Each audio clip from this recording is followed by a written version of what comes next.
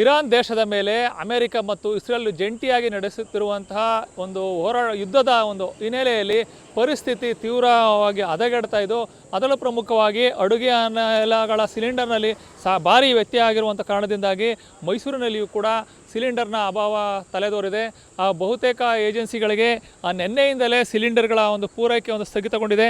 ಪರಿಣಾಮ ಒಂದು ಸಕಾಲದಲ್ಲಿ ಸಿಲಿಂಡರ್ ಲಭ್ಯವಾಗದೆ ಗ್ರಾಹಕರು ಪರದಾಡುವಂಥ ಪರಿಸ್ಥಿತಿ ನಿರ್ಮಾಣವಾಗಿದೆ.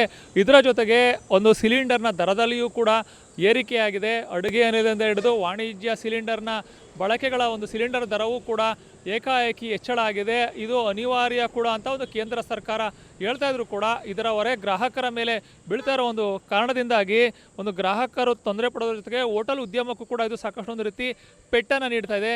ಮೈಸೂರಿಗೆ ಕೇಳಿ ಪ್ರವಾಸಿಗರ ತಾಣ, ಇಲ್ಲಿಗೆ ಪ್ರತಿನಿತ್ಯ ಸಹಸ್ರಾರು ಸಂಖ್ಯೆಯಲ್ಲಿ ಪ್ರವಾಸಿಗರು ಬಂದು ಹೋಗ್ತಾರೆ.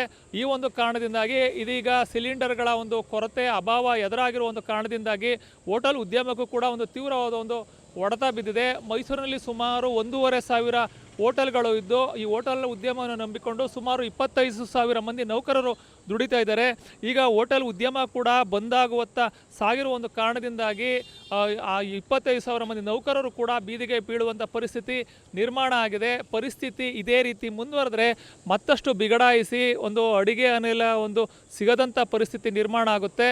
ಈ ಪರ್ಯಾಯವಾಗಿ ಯಾವುದೇ ವ್ಯವಸ್ಥೆಯನ್ನು ಕೂಡ ಹೋಟೆಲ್ ಆಗ್ಬೋದು ಕೂಡ ಜನರು ಕೂಡ ಈಗ ಮಾಡ್ಕೊಂಡಿಲ್ಲ. ಯಾಕಂದರೆ ಇಂತಹ ಪರಿಸ್ಥಿತಿ ಬರುತ್ತೆ ಅಂತ ಯಾರೂ ಕೂಡ ಸದ್ಯದ ಮಟ್ಟಿಗೆ ನಿರೀಕ್ಷೆಯನ್ನು ಮಾಡಿರಲಿಲ್ಲ. ಈಗ ಏಕಾಏಕಿ ಈಗ ಗ್ಯಾಸ್ ಪೂರೈಕೆ ಅಂದರೆ ಸಿಲಿಂಡರ್ನ ಪೂರೈಕೆಯಲ್ಲಿ ಭಾರಿ ಪ್ರಮಾಣದಲ್ಲಿ ವ್ಯತ್ಯಯ ಆಗಿರೋ ಕಾರಣದಿಂದಾಗಿ ಗ್ರಾಹಕರು ಅದರಲ್ಲೂ ನಗರ ಪ್ರದೇಶ ಮತ್ತು ಹೋಟೆಲ್ ಉದ್ಯಮಕ್ಕೆ ಕೂಡ ಸಾಕಷ್ಟು ರೀತಿ ದೊಡ್ಡ ಮಟ್ಟದಲ್ಲಿ ಪೆಟ್ಟು ಬಿದ್ದಿದೆ ಅಂತ ಹೇಳ್ಬೋದು. ಇದರ ಪರಿಸ್ಥಿತಿಯನ್ನು ನಿಭಾಯಿಸೋದಕ್ಕೂ ಕೂಡ ಕೇಂದ್ರ ಸರ್ಕಾರ ಕೂಡ ಸಾಕಷ್ಟು ರೀತಿ ಎಣಗಾಡ್ತಾ ಇದೆ. ಆದರೆ ಸದ್ಯದ ಮಟ್ಟಿಗಂತೂ ಪರಿಸ್ಥಿತಿ ಸುಧಾರಿಸುವಂಥ ನಿಟ್ಟಿನಲ್ಲಿ ಕಾಣ್ತಾ ಇಲ್ಲ ಅಂತ ಹೇಳ್ಬೋದು. ಇದೇ ರೀತಿ ಮುಂದುವರೆದ್ರೆ ಸಾಕಷ್ಟು ರೀತಿ ಅಡುಗೆ ಅನಿಲಕ್ಕೆ ತೀವ್ರ ರೀತಿಯ ಅಭಾವ ಉಂಟಾಗಿ ಪರಿಸ್ಥಿತಿ ಮತ್ತಷ್ಟು ಬಿಗಡಾಯಿಸುವ ಸಾಧ್ಯತೆಯೇ ಹೆಚ್ಚಾಗಿ ಕಂಡು ಬರ್ತಾ ಇದೆ ಅಂತ ಹೇಳ್ಬೋದು. ಈಗ ಉಂಟಾಗಿರುವಂಥ ಬಿಕ್ಕಟ್ಟಿನ ಪರಿಸ್ಥಿತಿಯನ್ನು ಕೇಂದ್ರ ಸರ್ಕಾರ ಯಾವ ರೀತಿ ನಿಭಾಯಿಸುತ್ತೆ ಅನ್ನೋದ್ರ ಮೇಲೆ ಅಡುಗೆ ಅನಿಲಗಳ ಸಿಲಿಂಡರ್ ಪೂರೈಕೆ ಕೂಡ ನಿಂತಿದೆ ಅಂತ ಹೇಳ್ಬೋದು.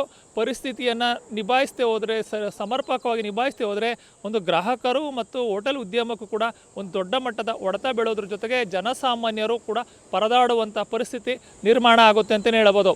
ಕ್ಯಾಮ್ರಾ ಪರ್ಸನ್ ಅರ್ಜುನ್ ಜೊತೆ ರಂಗಸ್ವಾಮಿ, ಪ್ರತಿನಿಧಿ ನ್ಯೂಸ್, ಮೈಸೂರು.